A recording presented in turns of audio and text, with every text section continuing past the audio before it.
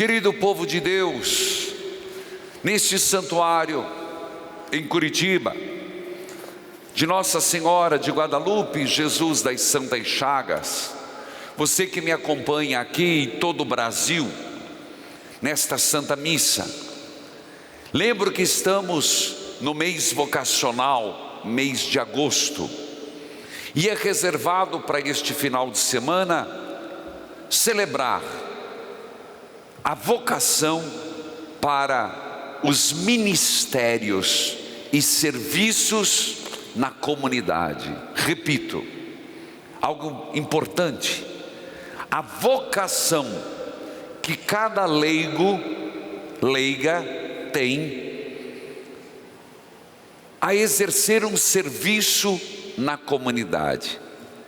E hoje também é conhecido, e desde já o fiz e repito, parabenizar a todos os catequistas, porque são de grande importância e valia.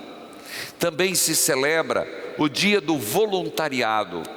Lembro todos no Brasil, lembro também principalmente os da obra Evangelizar e deste santuário de Nossa Senhora de Guadalupe. E sem dúvida, a liturgia hoje nos fala sobre servir, fazer o bem, ser humilde, procurar o último lugar no serviço. A primeira leitura exatamente vem nesse contexto, quando em Eclesiástico está escrito algo impressionante: filhos, filhas, realizem o trabalho na mansidão, com serenidade. Eu pregava esses dias e digo de novo, meus irmãos, não é fazer tudo de mal feito.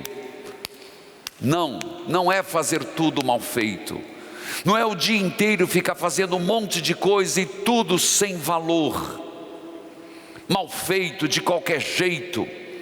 Jeremias nos alerta: cuidado quem está na lida do Senhor, trabalhando pelo Senhor, e faz sem capricho. Vale para os padres, vale para os religiosos, vale para os leigos. Zelo na causa do Senhor, presteza, fazer o bem e fazer bem feito. Mansidão. Na medida em que você é grande, seja humilde. Destaca a virtude da humildade. Algo tão importante, meus irmãos: mansidão, humildade. Ora, não foi isso que nosso Senhor disse? Aprendam de mim que sou manso e humilde de coração. Mas a primeira leitura fala de sermos mansos no trabalho. Não adianta, meus irmãos, fazer as coisas, mesmo nas nossas comunidades, e sermos, mas faz brigando, faz, e é motivo de confusão, mas sempre. Inclusive é impressionante que você vê uma briga, você já se pergunta: fulana deve estar lá. Escuta um foco de fofoca, fulano está lá, ciclano está no meio. Ai gente, que vergonha alheia, que horrível se eles pensassem de mim: nossa, que padre fofoqueiro. Nossa, não aceite isso não seja foco de briga, não seja foco de fofoca, não seja foco de discussão. E se você é hoje pensando no serviço a Deus na comunidade, mude. Mansidão, humildade, são dois aspectos importantes na primeira leitura, e que o tempo me permite, porque para o orgulhoso, diz a primeira leitura, não existe remédio. por uma pessoa de nariz empinado, vaidosa, com empáfia, não tem remédio, porque a planta do pecado está enraizada na pessoa. Percebe que então às vezes é preciso arrancar profundamente a raiz, é preciso arrancar profundamente o mal, e cada um tem que ser jardineiro de sua própria mente, de suas próprias condutas. Não é ir arrancar as ervas daninhas do jardim do outro. Isso é fácil, pelo menos dizer, criticar, mas é sermos jardineiros de nós mesmos. O Evangelho, olha, vou ser sincero, que convidado foi Jesus, hein?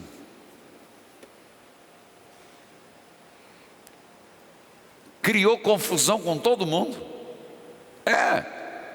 mas tem algo bom, vamos aprender, dentro da mansidão e da humildade. A primeira leitura sempre norteia, e uma denúncia do quê? Do orgulho. Jesus, olha que impressionante, foi convidado para comer na casa de um chefe dos fariseus, e Jesus aceita. Gente, Jesus está aberto para todos. Contra os fariseus ele tem muitas críticas. Jesus não passa a mão na cabeça, mas quando há um convite, por mais que Jesus tenha reticências, Jesus vai. Quando ele percebe que há vontade, há retidão, Jesus não faz acepção de pessoas. E lembremos que os fariseus eram terríveis com Jesus, eram terríveis com ele, a vida inteira. De um lado os fariseus, do outro os saduceus, mestres da lei, armando contra Jesus.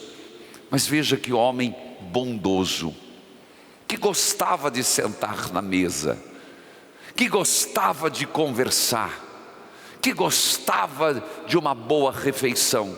E isso não diminui em nada Jesus Cristo.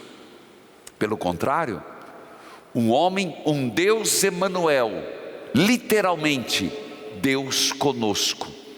Às vezes a nossa visão de Deus é um Deus distante, é um Deus carrancudo, é um Deus que fica fuzilando. Não, Jesus era um homem tão agradável, aceitava e foi. E lá ele fala, o próprio evangelista Lucas diz que eles ficaram, sabe a palavra, né? Colocando reparo em Jesus. O que Jesus fazia? Já começaram, né? Aquela coisa, você fica olhando, tentando ver o que ele faz, mas quem observava na verdade era Jesus. E por isso ele conta duas parábolas. Lembre-se, parábola é uma forma de dar uma moral da história, sem querer que todos os pontos da parábola sejam aplicados. Não sei se me faço entender, mas tento de novo. Não quer dizer que uma parábola, toda ela, ipsis literis, tem que ser aplicada. Ela tem uma moral, ela tem um sentido maior, onde os personagens vão se posicionando para dar uma compreensão de um ponto a ser esclarecido. Vejamos, Jesus notou que os convidados ocupavam os primeiros lugares. Nós pensamos na mesa, tá? Numa festa. Mas veja, Jesus observou isso, então ele disse uma parábola. Parábola quer dizer uma comparação, um exemplo. Quando fores convidado numa festa de casamento, não sente no primeiro lugar, senta no último, porque assim o dono da festa vai chegar e vai dizer: senta mais acima. Ou se você sentar no primeiro lugar, se aí não é teu lugar, você vai passar vergonha. O que você pode entender? Jesus estava ensinando os seus discípulos a serem espertinhos. Tipo assim, faz esse joguinho, senta no último lugar, que assim você vai subir de lugar. Isso não é verdade. Jesus não estava dando lição de esperteza, de falsa modéstia. Não é isso. O que Jesus estava dizendo em parábolas, nunca esqueça, eu estou batendo nessa tecla, que inclusive na escola havia um detalhe, os rabinos ensinavam já isso: não sente nos primeiros lugares. A etiqueta judaica, eu não sei, vou ser sincero, eu fiquei me perguntando, da onde que vem esse costume que o dono da casa senta na ponta da mesa? Ixi, tem gente que briga, esse lugar é meu. Mas não é, judeu não é assim. Inclusive, a etiqueta de hoje, você vai receber alguém, você coloca no meio da mesa, você que está sendo anfitrião, você é no meio. A pessoa mais importante na tua frente do outro lado, para ter conversa. Isso é etiqueta, não estou dando aula de etiqueta aqui, mas para explicar o Evangelho. E depois você vai pondo as pessoas na etiqueta judaica menos importante. Então, o primeiro lugar não é na ponta, é no meio. O que hoje se mantém. O que é que Jesus está dizendo? Ele quer ensinar a ser esperto? Ele está ensinando etiqueta? Não. Ele usa um provérbio antigo para dizer: não queiram ser reconhecidos como melhores. Cuidado, meus discípulos, nós não estamos aqui para pegarmos os lugares e as honrarias. Jesus nunca foi favorável à honraria, à medalha, a títulos. Pelo contrário, Jesus criticava os filactérios, as franjas longas, criticava toda vez que nosso Senhor tinha oportunidade, corrigia seus apóstolos. Vamos lembrar que na última ceia, na hora da ceia, da última janta, na instituição da Eucaristia, Jesus disse: quem quer ser o maior, seja aquele que serve. Então nosso trabalho na igreja, nosso voluntariado, como cada um no seu trabalho, faça o que faça, é para servir, é para serviço de Deus e amor ao próximo, sem querer reconhecimento, medalhas, títulos, honrarias. Por que você faz? Faço por meu Deus. Por que você age? Faço por meu Deus e amor ao próximo. Isso muda tudo.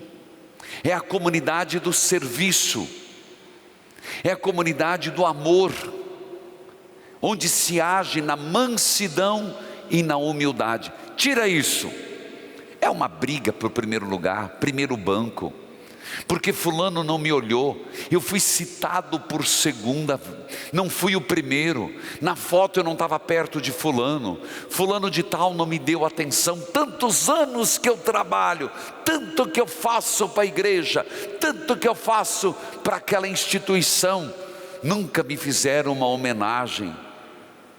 Cuidado, que não seja esta a motivação. É isso que o Senhor está ensinando. A segunda parábola: quando deres um almoço, por isso que eu falei que Jesus, que janta, né?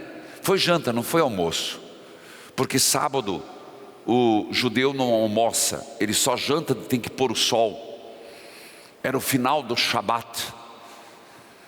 Jesus disse para quem o convidou: escuta, quando deres uma esmola, quando deres um almoço ou um jantar, Não convide teus amigos, teus irmãos, parentes, nem teus vizinhos ricos.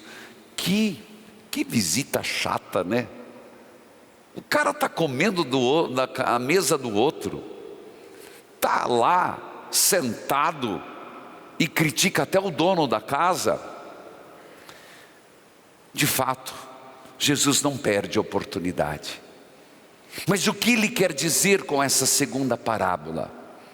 Se nós entendermos, ele não está falando que aquela janta que ele está participando está errada. Ele tem uma mensagem a mais. Porque Jesus disse: quando deres um almoço, um banquete, chama 4 categorias: pobres, aleijados, coxos e cegos. 4. Mas isso é novidade. Porque, de novo, no costume judaico, quem se chamava? Parentes, amigos, pessoas a serem homenageadas e os de nível equivalente. Estava na etiqueta. Segundo, havia um outro texto, segundo Samuel, capítulo 10, capítulo 5, versículo 8, que diz assim, falando do templo. E depois Levítico também dizia que nunca uma pessoa que fosse com defeito nos olhos, surda, coxa ou com algum defeito físico, jamais entrasse na casa do Senhor. Você entende porque o homem de mão ressequida estava no canto? Você entende porque aquele aleijado que foi curado por Pedro estava no pórtico de fora? Porque não era permitido estar dentro. Porque um defeito físico, uma limitação, era tido como expressão do castigo de Deus. Segundo Samuel, Levítico. Quando nosso Senhor está falando, faça um banquete e chame 4 categorias: coxos, pobres, aleijados, coxos e cegos. Ele está falando de um outro banquete que ele está inaugurando. Não mais o banquete do templo, não mais o banquete da antiga lei, mas dizendo que no seu banquete do reino, os excluídos, os aleijados, os deficientes, os pobres terão lugar na mesa. E consequentemente está dizendo: façam esse banquete. A igreja é o lugar onde nós somos chamados a fazer este banquete. A igreja não é lugar para os perfeitos fisicamente, para os perfeitos moralmente. Gente, isso é muito sério o que eu estou falando. A igreja não é lugar dos perfeitos, é lugar para aquele que de repente não deu certo o primeiro casamento, está num segundo. É lugar para aqueles que se perderam nas drogas, por aquele que ficou anos na cadeia. A igreja é lugar para todos. Por isso nosso Senhor, logo perto da Eucaristia, felizes os convidados para a ceia do Senhor. E quem são os convidados?